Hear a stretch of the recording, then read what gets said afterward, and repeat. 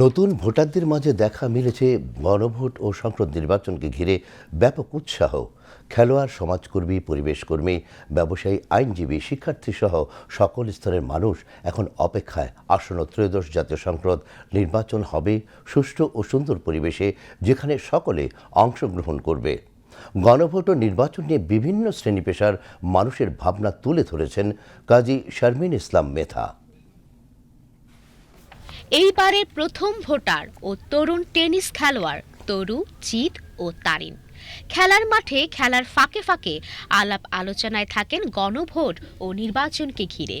আমি যেহেতু প্রথম ভোটার, এবার ভোটটা আমার জন্য আমার লাইফে সব প্রথম হবে। তো এই ভোটটা যেমন সংসদীয় ভোট আর তেমন হচ্ছে গণভোট, এই দুইটা বিশেষ করে আমি গণভোটকে প্রাধান্য দিব। আমার লাইফে প্রথম একটা গণভোটে আমি অংশগ্রহণ করতেছি, তো এটা অবশ্যই আমার জন্য খুবই আনন্দীয় বিষয়। আমি চাই একটি ভালো সরকার আসুক, যে সরকার আমাদের খেলোয়াড়দের জন্য কাজ করবে। আমি এবার নতুন ভোটার, আমি এবার অবশ্যই ভোট দিব।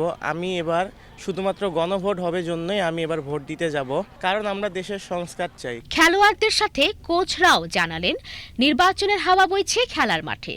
আসন্ন এই নির্বাচন ও গণভোট নিয়ে সচেতন তারা। ক্রীড়াঙ্গন আমরা অনেক পিছিয়ে আছি বিগত বছরগুলোতে, যদি বলতে হয় 15 বছর 20 বছর আমরা ক্রীড়াঙ্গনে একদমই পিছিয়ে পড়েছি, যেটা আমরা আগে বাংলাদেশ অনেক ভালো অবস্থানে ছিল। সুষ্ঠু নির্বাচন হয়, আমরা আশা করি যে আমাদের প্লেয়ার বা কোচ আমাদের যে মতভেদ সেগুলো আমরা ব্যক্ত করার মতো একটা সুযোগ হবে।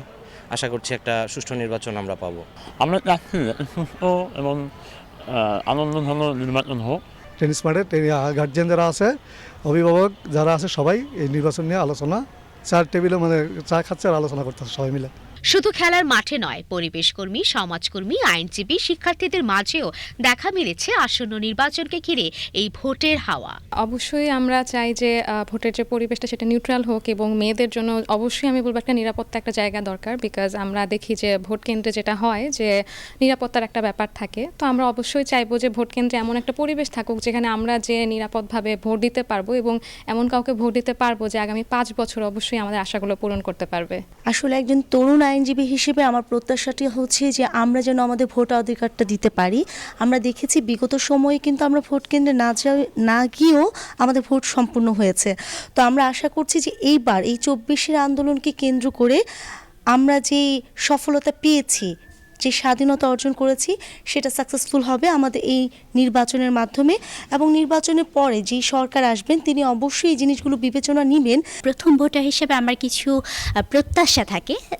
প্রথমত, আমি যেহেতু একজন নারী ভোটার, সেক্ষেত্রে আমি আমার নিরাপত্তাটাকে দেখব। পূর্ববর্তীতে দেখা গিয়েছে যে আমার যে ভোট কেন্দ্র, সেখানে আমাদের যে আইন শৃঙ্খলাটা অনেক ধরনের বিশৃঙ্খল পরিবেশের সৃষ্টি হয়েছে। তো সেক্ষেত্রে আমি আশা করব এবার যাতে কোনো ধরনের বিশৃঙ্খল পরিস্থিতির শিকার না হই বা কোনো ধরনের অরাজকতাপূর্ণ পরিস্থিতি না হয়, সেদিকে আমি অনুরোধ রাখবো। আমি একজন প্রথম ভোটার হিসেবে বিগত বছরগুলোতে দেখি যে তরুণরা যারা আছেন তারা প্রথম ভোট দিতে গিয়ে ভোট কেন্দ্রে গিয়ে ভোট দিতে পারেনি। তখন তারা দেখেছে যে তাদের ভোটটি আগেই সম্পন্ন হয়ে গেছে। তবে এই বিষয়ে আমি এবার আনুষ্ঠানিকতা দেখে আশাবাদী যে না, এবার আমি একটি সুষ্ঠু এবং সম্পূর্ণ একটি নির্বাচন করতে পারবো। আমার মতামতটা আমার যে একটা মতামত আছে সেটা আমি দিতে পারবো, এবং আমার মত অনুসারে আমি আমার মত প্রকাশ করতে পারবো, এবং যোগ্য একটা প্রার্থী নির্বাচন হবে। শাহবাগের ফুলের ব্যবসায়ীরাও অপেক্ষায় সুষ্ঠু সুন্দর নির্বাচনের।